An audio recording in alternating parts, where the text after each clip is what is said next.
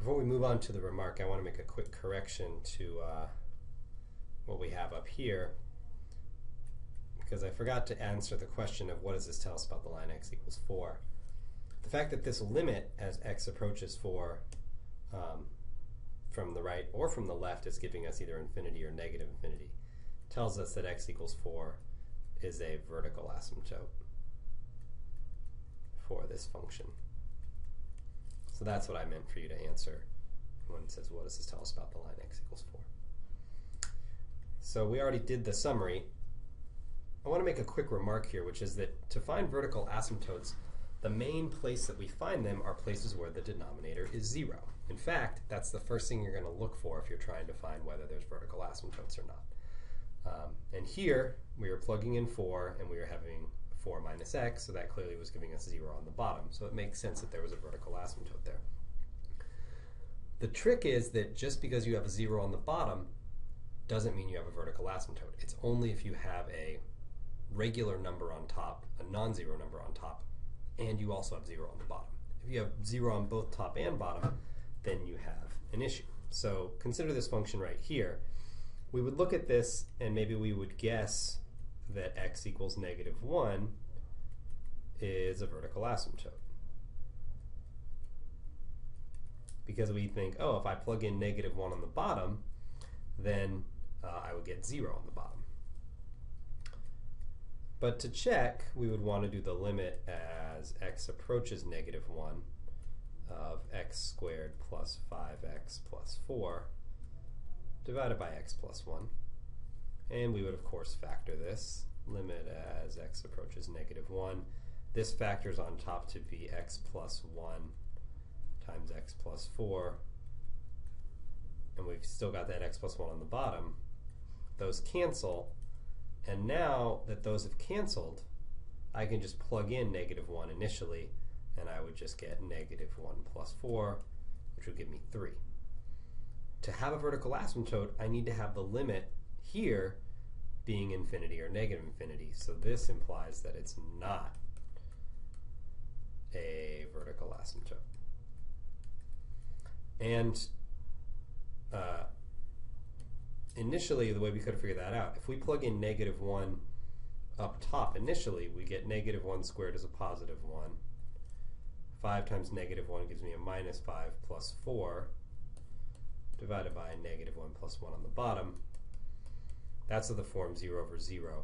That's our indeterminate form, and we have to do more work to actually figure out the limit. So if you start off with something in the form c over 0, you know you got a vertical asymptote. You know it's either positive infinity or negative infinity. If it's 0 over 0, it's anybody's guess. It could be a number. It could still be infinity or negative infinity, or it could just be 0. And we don't know. That's why you have to do extra work. So a few more examples of vertical asymptotes. The function natural log looks like this. Remember, natural log, all logarithms in fact, are undefined for negative numbers, so natural log of negative 2 makes no sense. And that's the shape of the graph. And as you approach 0 from the right, what you're doing is you're looking at the y values as your x values get closer and closer here. So as I follow along the curve and I'm getting closer and closer to 0, my y values are going down to negative infinity. So that's the answer for that limit. And there's actually really no work to be shown for this.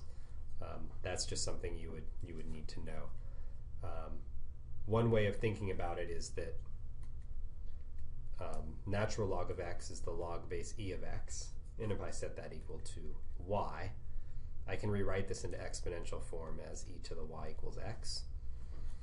So if I'm looking for the limit as x approaches 0 of natural log of x, that's like saying that e to the negative infinity is equal to 0, which is true. If you look at the exponential function as you go to negative infinity, the values are getting closer and closer to 0. I will say one thing, which is that this is a graph that you should know. There are a lot of graphs that I will have you graph on a graphing calculator, but this is one of them that I expect you to know off the top of your head. So if you don't know it, learn it. The second example of vertical asymptotes that I want to point out is the limit as t approaches pi of cotangent of t. So let's just do direct substitution.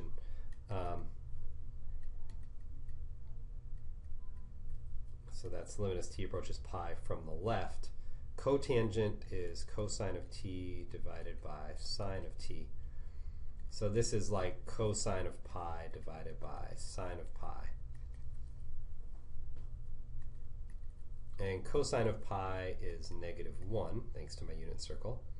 And sine of pi is 0. So when we see that -1 divided by 0, that means because we got a number divided by 0, we're either going to get infinity or negative infinity. Now to figure out whether it's infinity or negative infinity is a little more tricky. We need to look, basically we need to see whether the bottom, we know that cosine of pi is always going to be -1. And the question is, this sine of pi, as I approach pi from the left, is it going to be a 0 from the negative side? Will I be getting negative numbers on the bottom, or will I be getting positive numbers? So we need to see whether sine of t is positive or negative as t approaches pi from the left. And there's a couple different ways of thinking about this. I like to think of it in terms of the graph. So this is my graph of sine of t, and that spot right there is pi. As I approach pi from the left, these numbers up top are all positive numbers. Okay? So that implies, this graph implies that sine of t is positive, is greater than 0 as t approaches pi from the left. You could also look at the unit circle. This is a little bit confusing. As t approaches pi from the left, in this case you're looking at values slightly less than pi, so you're approaching down this way, and again you're above the x-axis, so you're getting positive values. I think, for me at least, this graph is easier to think about for these answers than the unit circle, but some people like the other one. So what do we get?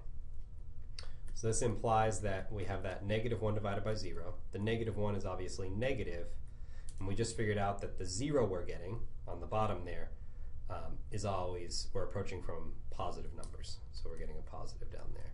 So this implies that our answer is negative infinity, not positive infinity. And I should mention as well, not only do you need to know the natural log graph, you should memorize the graph of sine and cosine and tangent. Those are other graphs that I would expect you to know.